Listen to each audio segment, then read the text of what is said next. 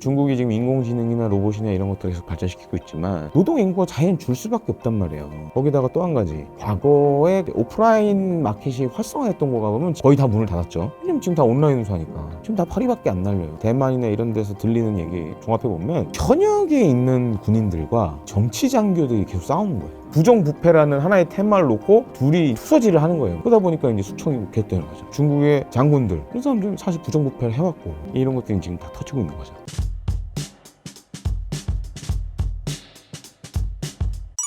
미중 관세 전쟁으로 중국이 혼란스럽다던데 실제로 어떤가요?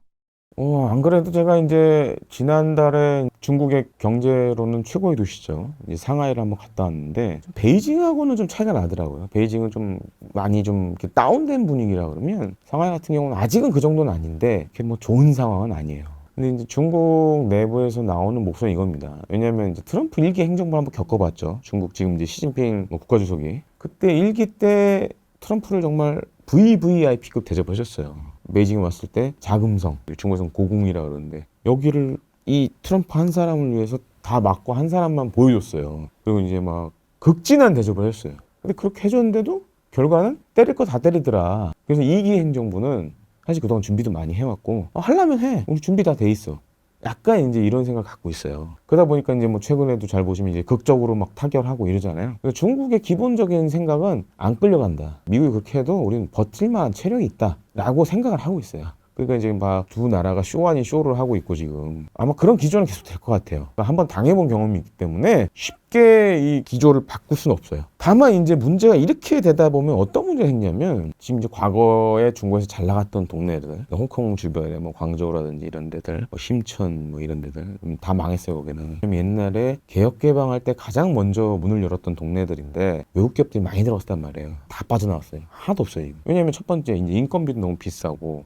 또 한 가지는 옛날에는 중국 정부가 뭐 지방 정부나 중앙 정부나 여러 가지 혜택을 주면서 데려왔었거든요. 근데 지금은 중국 기업들이 워낙 잘 나가니까 아이고 이제 필요 없어요. 이제 계속 때리고 외국 기업들 때리고 이러니까 그래서 다 나갔단 말이에요. 물론 이제 중국이 지금 인공지능이나 로봇이나 이런 것들을 계속 발전시키고 있지만 그런 고부가치 산업으로 가면 어떤 문제가 생기냐? 노동 인구가 자연 줄 수밖에 없단 말이에요. 거기다가 또 한 가지, 우리나라도 지금 상황이 비슷하지만 이제 강남이나 예를 들어서 이제 과거에 그런 이제 오프라인 마켓이 활성화했던 거가 보면 거의 다 문을 닫았죠. 왜냐면 지금 다 온라인으로 사니까. 똑같아요. 중국도 어느 도시나 가보면 도매 시장이나 이런 것들이 많았단 말이에요. 지금 다 파리밖에 안 날려요. 왜냐? 사람들이 안 사요. 두 개의 문제가 생기는 거죠. 노동 인구가 이제 점점점 감소하고 있고 또 한 가지 그런 오프라인 마켓의 이용이 줄어드니까 역시 그런 여러 이 사업을 하는 것들도 많이 줄어들고 있고 그런 이제 신산업으로 인한 어떻게 보면 산업의 지금 구조 전환이 이루어지고 있죠. 거기다가 우리나라와 달리 중국의 대기업들은 한 35대면 잘라야 다 집에 보내버려요 그냥. 그리고 심지어 지금 이제 생산 같은 경우에도 생산 자동화 수준이 되게 높아요. 심지어 뭐 이런 중국의 스마트폰 어떤 공장 같은 경우 완전 자동화되어 있는 경우도 있고 사람이 거의 필요 없는 24시간 물건을 만들 수 있는 그런 무인 공장들도 많이 생기고 있거든요. 딱 역설적으로 그럼 노동 인구가 계속 줄는 거죠. 그렇게 무섭게 변하고 있거든요, 지금.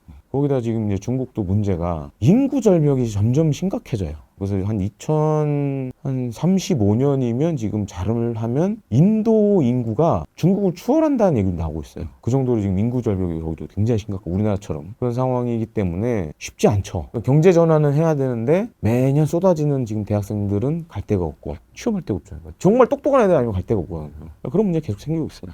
그런데도 불구하고 13억이라는 내수시장 보고 가겠다. 중국 정부 생각하는 거예요. 그리고 증시에 돈을 더 많이 퍼붓겠다. 그래서 이제 유니콘 기업들 막 발굴하고 지금 이제 육성하고 있는 인공지능이라든지 로봇 이런 스타트업들 많이 육성해서 우리는 산업 구조 전환을 하겠다라고 지금 생각을 하고 있죠.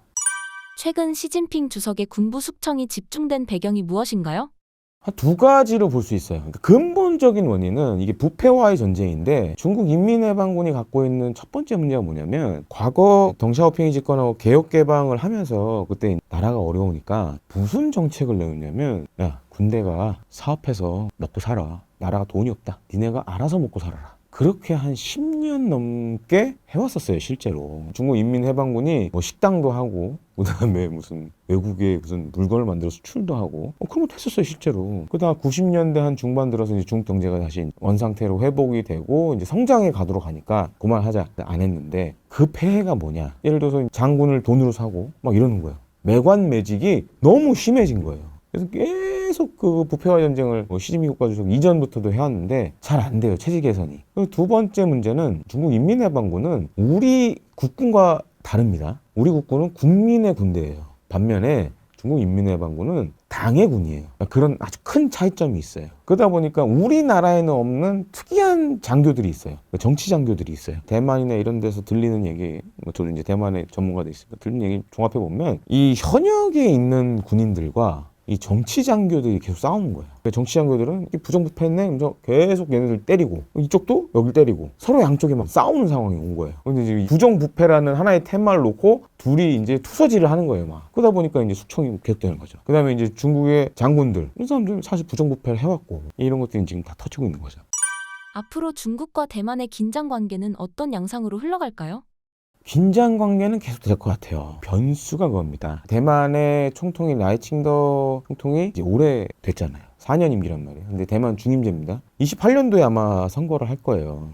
근데 만약에 민진당이 또 오게 되면 아마 중국이 뭔가 직접적인 액션을 할 수도 있어요. 다만 이제 지금 대만의 정치 상황이 총통은 민진당이 됐지만 국회는 지금 과반이 민진당이 안 돼요. 그러니까 지금 국회에서 막 싸우고 난리도 아닌데 이후에 대만 국회 선거에서 민진당이 과반을 되거나 거기에 대해서 라이칭더가 연임까지 하게 되면 그때 이제 우려될 수 있는 상황이 독립 얘기 나올 수 있어요. 그때면. 그게 28년으로 저는 보는데 그러면 보통 이제 그 얘기 많이 들었을 거예요. 27년 침공선언 많이 얘기가 나왔었는데 또 28년에 어떤 문제가 있냐면 미국도 대선을 그때 아마 할 거예요. 그동안 이제 중국 인민해방군이 2027년이 건군 100주년이 되는 해고 그때에 맞춰서 지금 여러 가지 프로젝트를 진행 중이고 27년도에 아마 대부분 마무리가 돼요. 그리고 이제 28년이 보면 대만 총통 선거도 있고 미국 대선도 있고 공백기가 생기는 거죠. 그래서 대만이 막 약간 이상한 걸 또 한다. 그러면 저는 이제 사실 그래서 28년으로 많이 보는데 진짜 그런 액션을 취할 가능성도 있죠. 이미 준비는 다 돼 있어요. 이제 중국이 대만을 침공하는 거는 중화인민공화국이 탄생했을 때부터 시작된 거니까 사실은 이제 6.25 전쟁 때도 많은 중공군이 6.25 전쟁 때 참전했잖아요. 그 병력들이 사실 다 대만 근처에 다 있던 병력들이 다 올라간 거예요. 우리로 다 온 거예요. 똑같은 생각은 지금도 가지고 있고 만약 대만이 정말 뭐 독립얘기 대놓고 꺼낸다. 그럼 그때는 진짜 한번 할 수도 있는 거죠. 그리고 29년도 같은 경우에는 중화인민공화국이 만들어진 지 80주년이 되는 역사적인 해니까. 우리나라는 이제 팔자를 별로 좋아하지 않잖아요. 우리는 7이나 3이나 홀수를 좋아하잖아요. 근데 중국에서 8은 굉장히 의미 있는 숫자다 보니까 그럴 가능성이 굉장히 높다라고 보여지죠. 만약에 28년에 전쟁을 한 1년 하고 29년에 완전 점령하고 29년 10월 1일 국경절 중화인민공화국이 탄생한 그날 타이베이에서 10명씩 한번 하면 끝나는 거죠 그냥. 만약에 그런 일이 벌어진다 28년도나 27년도에 서쪽으로 나가는 건 다 스톱이에요.